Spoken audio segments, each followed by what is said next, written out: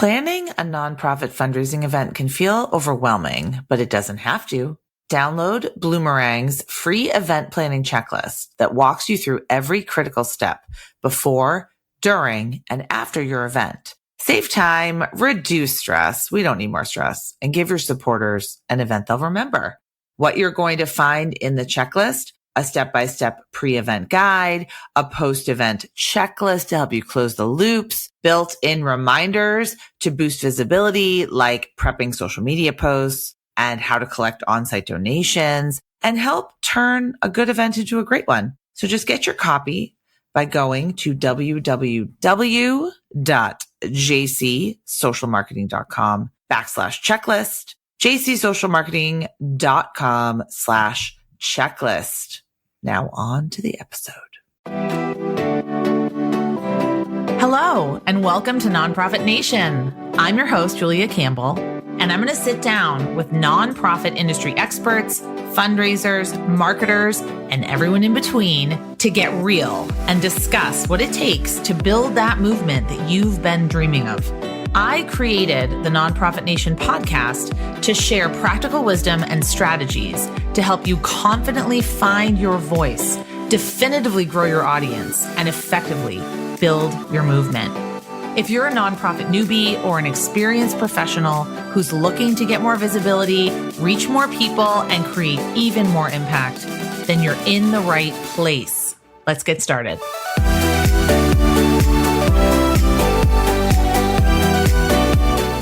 Hello, welcome to another episode of Nonprofit Nation. I'm so thrilled that you are here with us today. This is Julia Campbell, your host, and I'm joined by Amanda Nicholson, an email fundraising strategist with a background in special education and a deep commitment to advocacy and social justice. And all my listeners, you know I love that. With nearly 4 years of experience helping nonprofits close critical fundraising gaps, Amanda brings a unique mission-centered approach to digital strategy. Today, we're going to talk all things email, namely why email, why do it now in 2025, why ramp it up, how to ramp it up, how to strengthen relationships through your email list, how to craft that kind of authentic copy that really reflects your mission, but also gets people to act, and some kind of best practices and trends, like what's really happening right now. So Amanda, I'm happy to have you here. Thanks so much, Julia. I'm a longtime listener and glad to be here. So to start us off, can you tell us a bit more about your journey from special education and advocacy to becoming an email fundraising strategist? Yeah, so my first career was in special education. I did that for a few years. I live in Nashville, so I taught here in our public schools. And then I had my daughter. And so I was looking for, more flexibility. I've always loved writing. A friend suggested, you should be a copywriter. And so I just started and I have not looked back. So you just had your baby last year? She just turned 4. Oh, okay. Yeah. Well, she's still very young. Yeah. I started my business right after I had my daughter, who's now 16. So my business is 16 years old because I started it right after her. She was about 2 months old. And then I got a couple of my own clients, and then a couple agencies also brought me on. So it was, I started it. I did some projects. They liked what I did. They said, hey, can you come on and, work with us regularly? So I've not gone back. I love it. You'll find that you're going to be unhireable. I mean, not unhireable as an employee. You'll want to be your own boss forever. It's the best. You and I think I actually agree with this. You've stated that email fundraising is still one of the most important channels in 2025. So why do you believe that email continues to be so effective, especially when so many of us tend to hate our inboxes? Yeah, I get it. Inboxes can be super overwhelming, especially whenever we have so much. Especially back to school time, which we're in right now. Yeah, back to school, the news, the everything, social media, just keeping up with everything. But email is a direct line of communication. There's not as much noise on social media, no algorithms. You're not really competing with ads or anything like that.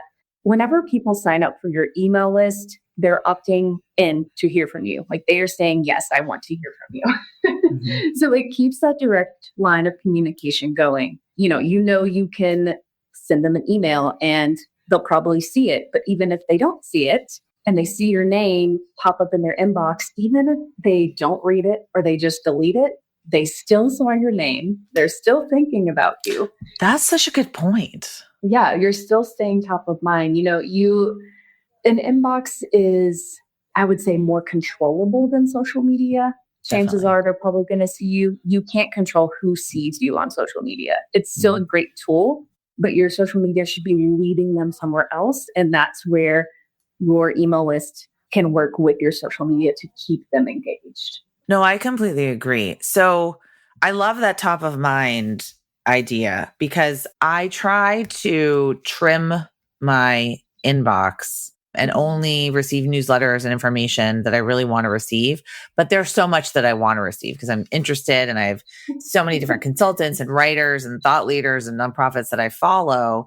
And I don't necessarily read their emails every time they come through, but I know they're always there. It's almost like comforting. And then sometimes I save them to read later, or sometimes I put them, in a file. So I think you're absolutely right about that. And I also completely agree with the algorithm aspect of it. I mean, social media controls what people see, but people control their inbox. I know that a lot of people, maybe things go to spam. You don't like the promotions tab in your Gmail. There's a lot of different tabs in your Gmail. I eliminate all the tabs. Everything just goes to one place. But I think we have more control over our email inboxes. And I think that's really powerful. I wonder, do you follow Liz Wilcox at all? Yes, I actually just met her in June. She spoke at the ConvertKit conference. Oh my gosh, Craft and Commerce. I really wanted to go. I'm a huge fan. I've had her on the podcast. She was on Survivor. She's absolutely amazing. And I will say shout out to Liz because she was a keynote speaker, but she also did a breakout session. And I have had so many ideas over the past year or so. And Julia, I'm sure you can relate. Like you get ideas. And a lot of the times whenever you work by yourself or at home, it's like they can just cycle through and not actually come out on paper. But in her breakout session, she's also a former teacher, just like I am. She was like, all right, guys, team up. You're going to work with the people next to you. We workshopped. And within 45 minutes, I had like new offers, new freebies, like set up for the rest of this year. Everyone that's listening, Liz Wilcox, she calls herself the fresh princess of email marketing. She's very into like 90s references. She has an email marketing membership that I've been a member of since its founding. I will put the link in the show notes. And she has a lot of the same philosophies that you do around email marketing. I think she's phenomenal. I'm so jealous that you got to meet her. We're like fangirling over Liz. Liz, if you're listening, we're fangirling over you. We love you. She also You're incredible. showed up at our dance party that Friday night. Of course she did, and was wearing her 90s everything. I know. And for the Survivor people, you're going to know who Liz Wilcox is. She was the one that had the Arby's meltdown. That was like her memeable moment. Yes. So for nonprofits, I mean, I think what they struggle with is how to be effective. Like, how do we have an email list, or maybe we're trying to build our list, but if we have a list and we have a donor file, how do we use email to build like a stronger, longer term relationship with our donors? And going back to the importance of email and fundraising too, I'd like to highlight for anyone who has not read it, but the M&R benchmarks from last. Love M&R. I'll put it in the links. Mm-hmm. They showed that email brought in 16% of all digital fundraising revenue last year. Whoa. So yeah, with people, especially the craziness this year and the nonprofit sector getting threatened and funds cut and all of that, people are pivoting and they're realizing, hey, we need more revenue streams. How can we do that? And connect directly with your people is a big way. And that can even be as far as going back to how do you build the long-term relationships with email? Send them emails. Send emails, please. I want to shout it from the rooftops. Yes. I just gave this example the other day to somebody else, but I want to say 2 weeks ago, I got an email from a huge organization. They're a national organization. My state has a chapter. I've been a part of it for like a decade at this point. I got really excited because I saw an email from them and it was, hey, stop by this place. X% of proceeds go to us if you stop by today. And so I'm like, oh, cool. And then I was thinking, I don't think I've ever gotten an email from them, and I'm a donor. And so I searched my inbox, and that is the only email. I searched both my personal and my work email. I searched both. That is the only email that ever got me from them in about 10 years. And I'm like, come on, guys. And it was when they wanted something from you. Right. Yeah. And email is effective, but nonprofits aren't sending enough. I know people say, oh, I don't want to overwhelm people. I don't want to. We don't want to annoy people. Yeah. But guess what? Target and Amazon have no problem sending me sometimes multiple emails a day and push notifications. So, if you're not getting annoyed by all these bigger brands doing it, or even if you are, you can just unsubscribe. People will just unsubscribe if they think that you're annoying them, but chances are you're not. They do want to hear from you if they're on your email list. And you talk about segmentation. Can you talk more about that? I know that's like a word that's a big buzzword, and I don't know if people really know what it is, how to use it, and it sounds kind of intimidating. How do we start with that? Yeah. So if you want to, I'll say you should segment your list. Whenever people sign up, I recommend having them go through sort of a welcome sequence that gets them more in tune and helps them find out more information about what you're doing. And then from there, I would recommend segmenting your list. So if you're unfamiliar with that, segmenting is basically putting people in, I'll call it different branches of your email list.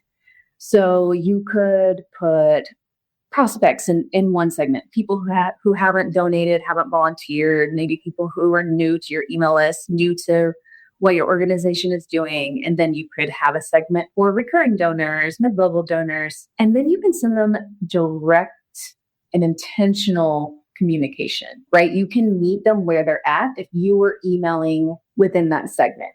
If you have something that directly aligns to prospects, people who haven't donated yet, you probably don't want to send that to your whole list, because then the people who have donated is like, well, I've already done that. And what do you mean? And things like that. So the more direct and intentional you can be with your communications, the better. You can also automate these things, and you can view your automated sequences within your segments with touch points. So if you have a nonprofit CRM and that you keep track of your touch points, or however you keep track of that, let's say especially with mid-level and major donors, you can organize all your communications to figure out how often are they hearing from you? What are these communications saying? Are you asking them for a donation back to back to back? Or are you also trying to engage with them more? Are you giving them updates? Make sure it's a good cycle and that you're not just asking for money all the time, every time they see your name. I recommend less automation with major donors. Of course, those are the people you want more personal one-to-one touch points with. It's great to send them updates, newsletters, reports, things like that. Of course, they want to hear that. They want to get those updates. But I do recommend keeping that less automated and more one-to-one there. How do we sort of strike the right balance? So we want to provide value. We want to do emotional storytelling. Hopefully we are doing this. I hope everyone listening is doing that. But we also want to strike that balance with the clear calls to action. So how can we sort of strike this balance between the providing value emails, the storytelling emails, and the emails, we do need to raise money at some point. So how can we combine all of them into maybe an email marketing strategy that works really well for us? People connect with stories, right? Yes, and I know that, a big struggle for a lot of people is, well, I don't want to go into the story and then at the end just be like, and by the way, give us money. And the thing is, you don't have to frame it that way. So the PS sections of emails would be at the very bottom.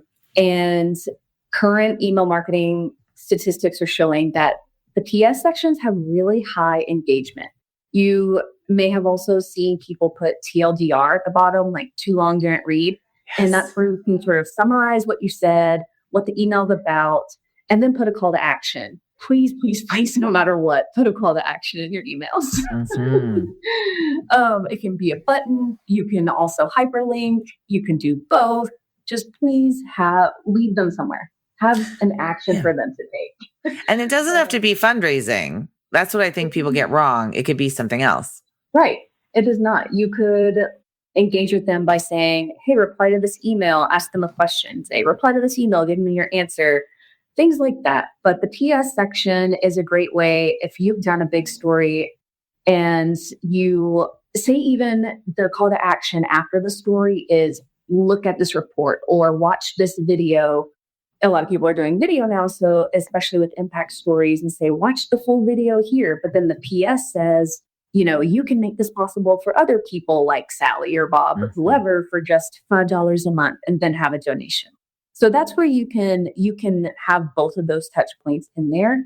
And that's not pushy. That is a good balance. And that's a good way to make sure that you've been able to tell the full story and also say, by the way, you're the people who make this possible. Here's what you can do next. Here's how you can help us. And I know a big obstacle I heard from a lot of my clients is they feel like they don't have anything valuable to send. And everybody listening, you do. Yes.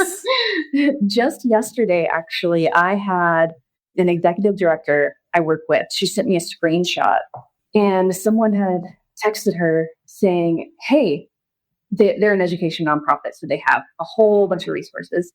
They said, hey, you shared a resource this summer, and just letting you know, thank you for sharing that. Our whole team, my entire school, is using this as the baseline for all of our professional developments that we're having for this whole school year. This one tiny the short video and resource that's like less than 10 minutes that they probably thought wasn't very significant. One person saw it, brought it to whoever gave the green light to say, oh, hey, we can actually use this strategy to guide everything that we do this year. So the whole staff, amazing. Yeah. Then they're going to go on to impact students at the whole school. Like those also, whenever we talk about email marketing, we talk a lot about analytics and open rates and click rates, things like that. But also take note of things like this that you can't track on your analytics report. Like this is not something that's directly tracked from an email. Nobody knew until that woman said something that she even read that email. I mean, we probably could have looked, but yeah, exactly. That she read it, told all these other people about it. And now how many people know about this organization and what they do who didn't know before? Oh, that is such a great story. Yeah. Like take note of things that it seems like you can't directly track because they make a difference. So this is a question that I get a lot. I teach digital marketing. I tend to focus on social media, but I do delve into email and websites a little bit. The question, I just thought of it is, and I know you probably can't answer this because you don't know the specifics, but how many emails should we send per month, I guess? I get this question all the time. And of course, it's like, it depends. But what's your advice on that? I recommend at least one email a week. And go back to, it does depend. Yeah. It depends on what you're in. But the good news is this is something you can track. So I would start with one email a week. If that feels like too much, maybe an email every other week. At very, very minimum, once a month. Because again, you want to stay top of mind. You want people to remember you. And, the chances of them seeing an email that you send once a quarter, that's very slim. Like, exactly. That's probably going to be very low engagement. Very low. And then I have clients that they send one email a quarter.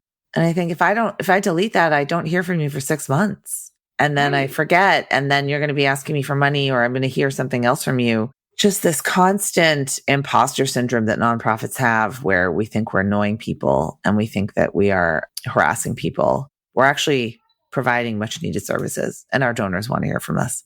So it's an important point. Let's dive more into structure. So when we talk about an email fundraising sequence, or an email fundraising campaign, what would that look like kind of from start to finish? So I always say it starts before you send the fundraising sequence. Because again, going back to what we've been saying here, you should be engaging people and you should be giving them updates. You should be asking for their opinion, maybe have them participate in polls, send them videos, send them resources. They want to hear from you, and they don't want to hear from you only whenever you're asking them for money. Yeah. If you have a friend who only calls you whenever they ask for money, you're going to see their name pop up and be like, I don't want to answer this call. Well, people feel the same way about emails. So before you do any kind of fundraising, I recommend just sending some emails first on a regular cadence, whether it's once a week or every other week, because you want them to re-engage with you before you make the ask. Whenever you remind them who you are, what you do, the people you're helping, where the donations are going, they're more likely to follow along and then say yes whenever you do make the ask. And especially before, we have Giving Tuesday and end of year giving coming up, September is a great time to do that. Absolutely. Yeah. And again, that doesn't mean you have to email them every day, but start re-engaging now. Even if you have a list that you haven't emailed for like 2 years, you can start emailing them. They're on your list. They've given you permission to email them. So absolutely. They've given you permission. They want to hear from you. So once you have re-engaged or started engaging more with your email list and you're ready to send a specific fundraising campaign, I recommend an email sequence of at least 5 emails. The more touch points, the better, I always say. So I'll walk you through how I usually frame my fundraising sequences. Start with thanking them for being there. People want to feel valued. They also want to be a part of something that's bigger than them. They want to be a part of a greater purpose. They feel aligned to your mission in some way. So speak to that and let them know that you appreciate them just for being there. And then introduce yourself. In that first email, I recommend the call to action being one for engagement. So this would be a good opportunity to say, hey, ask them a question, say, hey, click reply, let me know. Or another way to engage and directly reply to you or to directly engage with something else, whether that be a poll or something else where they can relay their opinion. Then this is where PS comes in again, and you can have a direct ask in the PL section. Yep. And for the second email, I recommend giving a brief overview of your work and highlighting data here. Chances are you've got some numbers people who want to see some statistics. And if they're thinking about giving, they want to know where their dollars can be going. And from the second email on, I recommend direct call to actions. Third email, share an impact story. And again, going back to what we said earlier with you can share a whole story and you could do a direct ask at the end or even a PS or both. There's nothing wrong with both. Then I always say frame everything in a positive light. Don't be one of those nonprofits who's like, oh, these poor people, like we're so good for helping them. Or, no ASPCA. Right. Commercials. Oh, yeah. Sarah McLachlan, Arms of the Angels. We all know that one. Mm-hmm. So in this next email, I recommend painting a vision for how their support can help make a bigger difference. So whatever you do, what does that look like whenever your programs are fully funded, whenever you have enough money to help this person or this family? What does that look like? And paint that picture. Paint the transformation of what does it look like whenever we are fully funded. And then, hey, here's how you can help us get there. And that's your call to action. Again, people want to be part of a greater purpose and they want to know that they're making a difference. Yes. And then for the last email or even two, I recommend a shorter impact story with a little bit of urgency, maybe even an update. If you're running a specific campaign, say like, hey, we're this close to our goal. Can you help us meet it? And the more direct quotes or testimonials you can pull out from beneficiaries, as long as confidentiality allows it, put those in your emails too. Or if you have videos of people that you've helped, link those in the emails. People want to hear from other people. And again, they want to see that they can help make a difference. And hearing it from the people who have directly been impacted by your organization, that's going to be really powerful. Absolutely. Oh, I really think that's great. I love to have a structure. I love a structure. And I think where nonprofits also struggle is figuring out what to do next. So they have this campaign sequence, or maybe someone came in on Giving Tuesday. I teach nonprofits how to, sort of set up, like the thank you and the welcome, but then what happens next? We're in it for the long term. How can we continue to ensure donors are opening our emails and receiving our emails and engaging with our emails? First and foremost, nurture them. Again, send emails. I know. I think there's a team here. Yes. And, we can get into the nitty gritty of like testing subject lines, things like that. But those are all things you can test, but you can test effectively when you send them the email. So if you want to run some tests to see how your audience specifically responds to certain kinds of subject lines, you can A/B test and things like that. And depending on what email service provider you use, they probably have a lot of tools and resources you can use that will help you with that if that's something you would like to do. Otherwise, I just recommend keeping consistent updates, keeping consistent communication. Again, speak to them. If you've segmented your list, speak to them directly where they're at and keep them informed of all the updates, any upcoming events. If you do have an event coming up and you've got people locally, send them a little invitation like, hey, we want to see you there.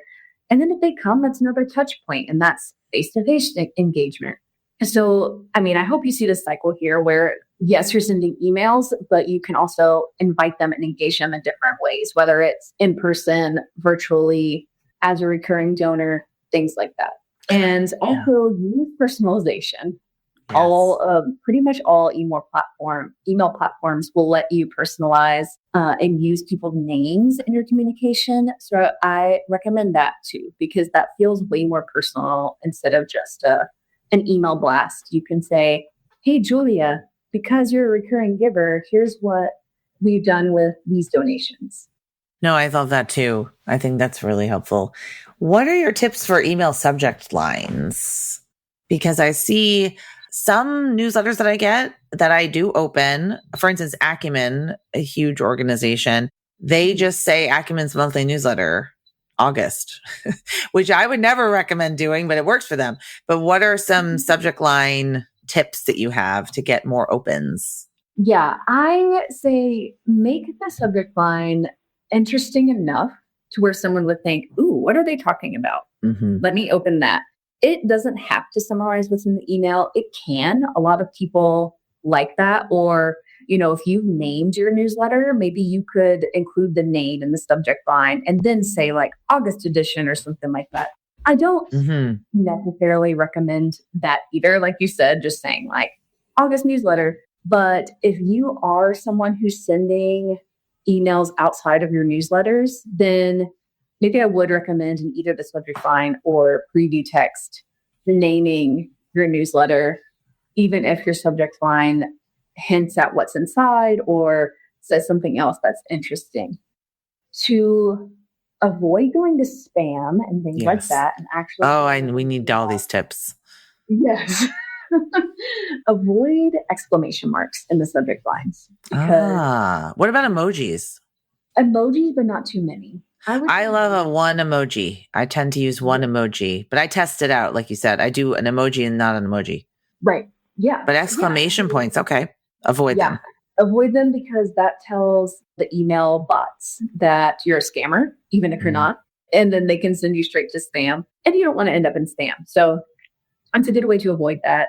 And then other banny words like free or stale in the subject line can send you to spam. That's probably not a huge deal in the nonprofit world unless you are selling something. But yeah, just avoiding a bunch of exclamation marks. I recommend not using any at all just in case. And then avoiding the spammy words that makes it sound like somebody's fishing for something. That way the email bots will be on your side. I agree. Is there any particular day that's best to send an email? When I looked at the 2024 reports, it said Fridays and Sundays. I love a Friday. And I get a lot of email newsletters on Sundays that are from journalists, like long form, because I feel like they might, and it's true, they think we have more time on a Sunday.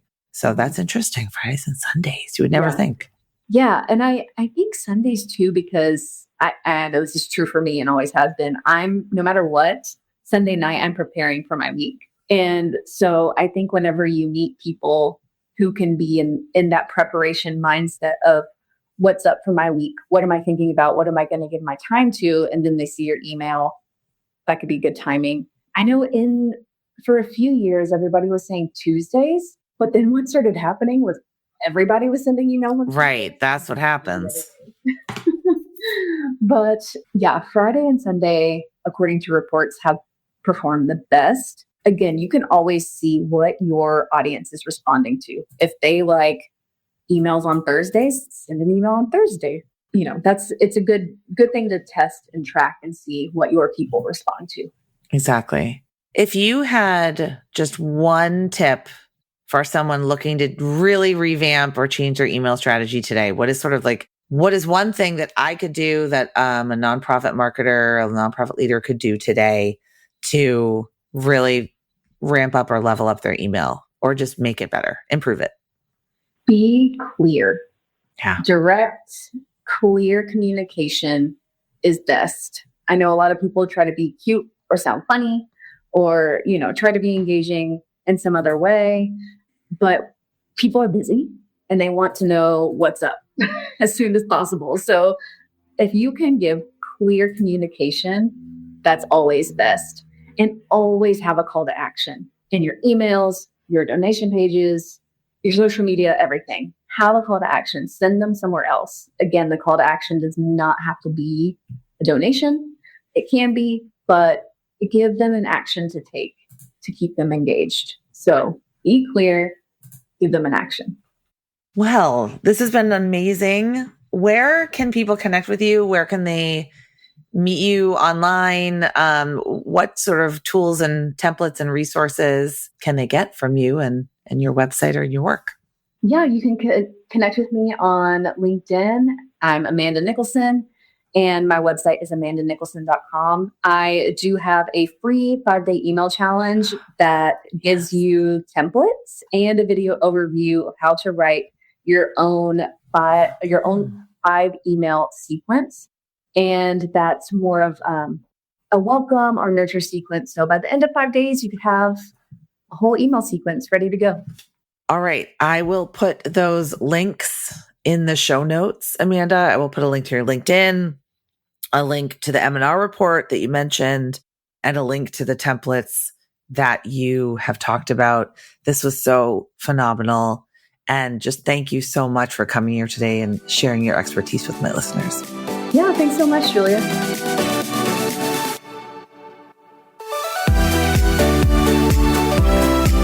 Well, hey there. I wanted to say thank you for tuning into my show and for listening all the way to the end. If you really enjoyed today's conversation, make sure to subscribe to the show in your favorite podcast app, and you'll get new episodes downloaded as soon as they come out. I would love if you left me a rating or a review, because this tells other people that my podcast is worth listening to. And then me and my guests can reach even more earbuds and create even more impact. So that's pretty much it. I'll be back soon with a brand new episode. But until then, you can find me on Instagram at JuliaCampbell77. Keep changing the world, you nonprofit unicorn.